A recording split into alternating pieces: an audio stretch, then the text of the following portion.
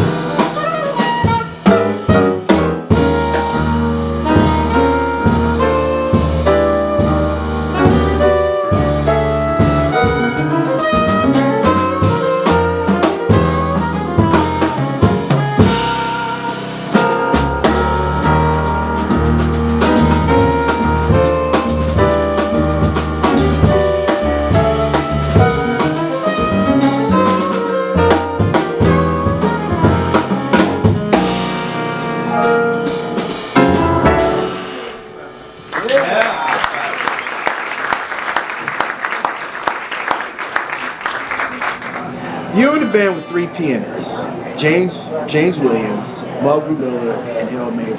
Yeah. And sometimes Donald Brown too. Sometimes we have 5 of us. Yeah. God dog. Yeah. You just add more flame to this question. Man.